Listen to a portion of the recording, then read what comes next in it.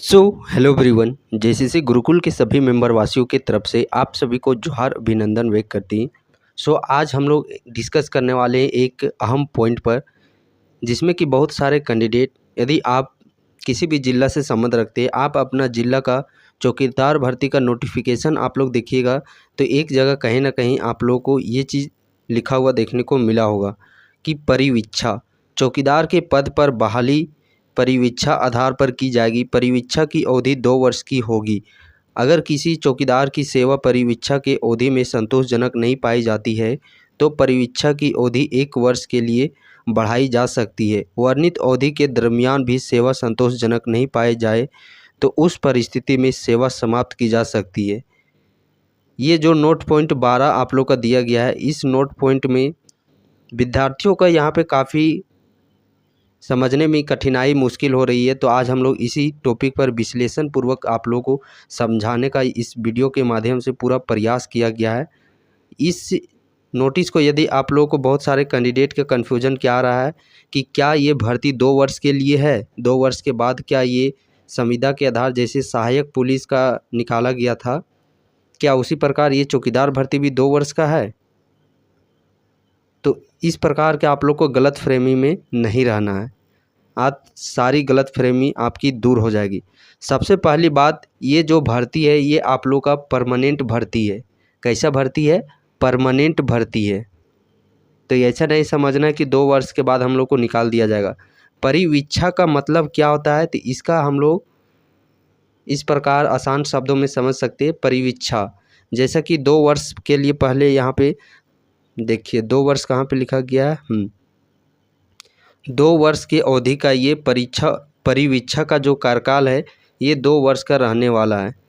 ये इसी वैकेंसी नहीं, आप जितना भी गवर्नमेंट जॉब देखिएगा, अधिकांश गवर्नमेंट जॉब में जो गवर्नमेंट जॉब का परिवीक्षा कार्यकाल होता है वो 2 वर्ष का होता है।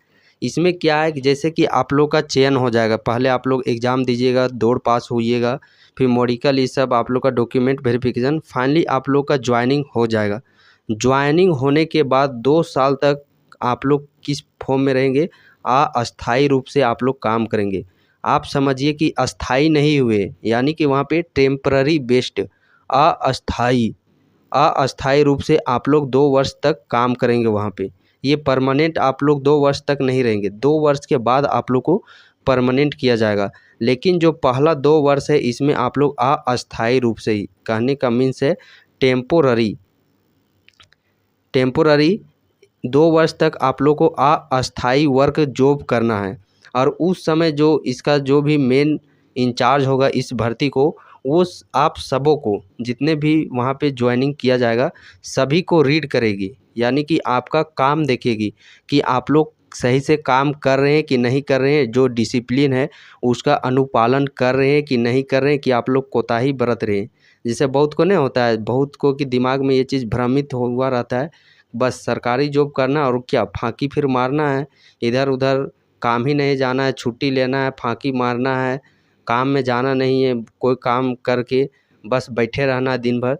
तो वही चीज़ आप लोग का देख रेख किया जाएगा 2 वर्षों को तक, कि आप लोग किस आधार पर वहाँ पे काम करते हैं, सही से काम करते हैं कि कोताही बरतते हैं, कि फांकी मारने का काम करते हैं, चीज़ों को किस प्रकार आप लोग हैंडल करते हैं। ये 2 वर्ष तक प्रॉपर आप लोग का जाँच किया जाएगा। यदि इन 2 वर्षों में यदि आप लोग का पूरा 2 वर्ष के बाद फाइनल आप लोग का एक बनेगा, फाइल बनेगी।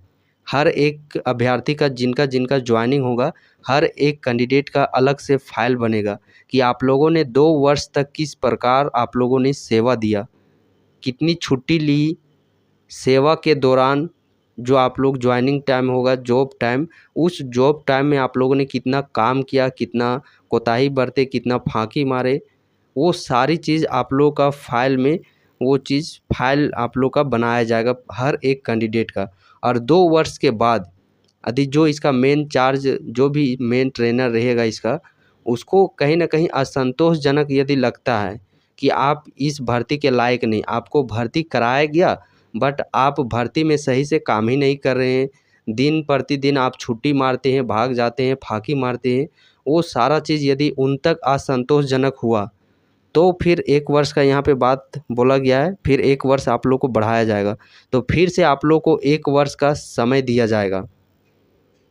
जो असंतोषजनक ठहराएँगे वहाँ पे वो, यदि जिनका फ़ाइल अच्छा से वहाँ पे बना, जो अच्छा से काम किए 2 वर्ष तक, अच्छा से टाइम ड्यूटी पर गए, टाइम ड्यूटी पर आए, ड्यूटी के दौरान जो भी काम मिला उन्होंने अच्छे से उस काम को निभाया, डिसिप्लिन में रह कर के सारे काम किए, तो फिर 2 वर्ष के बाद उनको अस्थायी कर दिया जाएगा।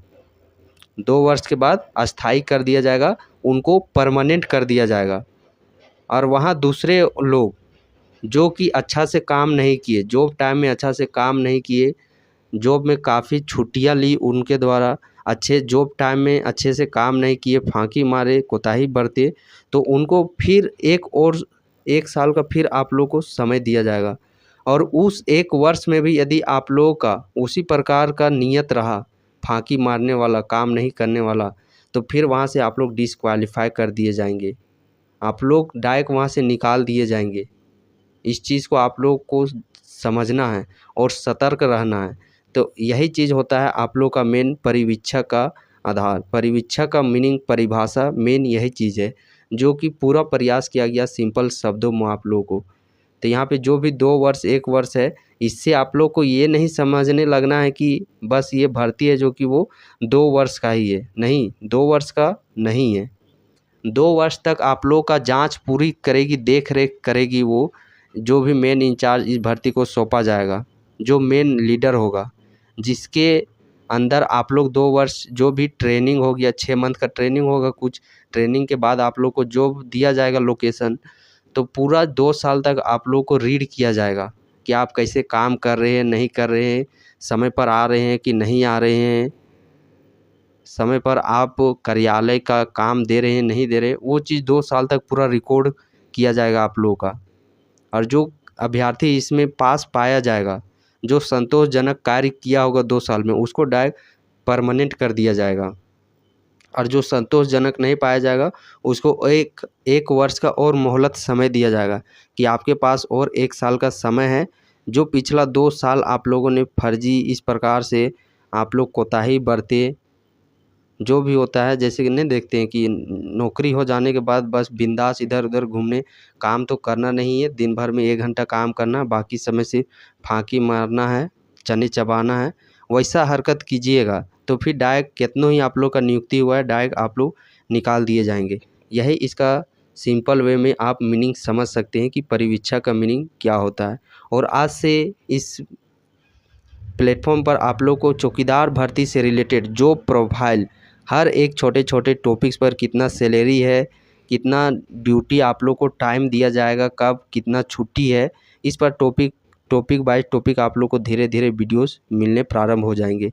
तो अगला किस टॉपिक पर आप लोग जानकारी चाहिए चौकीदार से भर्ती से रिलेटेड जॉब प्रोफाइल के दौरान, छुट्टी वाला चाहिए कि सैलरी वाला चाहिए, कि बीच में आप एग्ज़ाम को दूसरा एग्ज़ाम का तैयारी कर रहे हो उसके लिए छुट्टी कैसे क्या मिलता है, कितना घंटा काम इसमें ड्यूटी आवर है नहीं है, किस टॉपिक पर आप लोग वीडियो चाहते हैं उसको ज़रूर आप लोग कमेंट सेक्शन में कमेंट कीजिए। और हाँ, डिस्क्रिप्शन बॉक्स में एक व्हाट्सएप ग्रुप का लिंक है, आप उस व्हाट्सएप ग्रुप से जुड़ जाइए। वहाँ हर एक छोटी बड़ी अपडेट इस वैकेंसी से रिलेटेड आप लोग को सबसे पहले और सबसे सटीक आप लोग को उस ग्रुप में दिया जाता है। बाकी ये जानकारी, इसका जो आप लोग का डोट बना हुआ था कि 2 साल का ही भर्ती है नहीं है, तो यहाँ पे इसका कंप्लीट आप लोग को इन्फॉर्मेशन जान करके कैसा लगा, सो इस वीडियो के विषय में भी आप लोग ज़रूर फीडबैक दीजिएगा।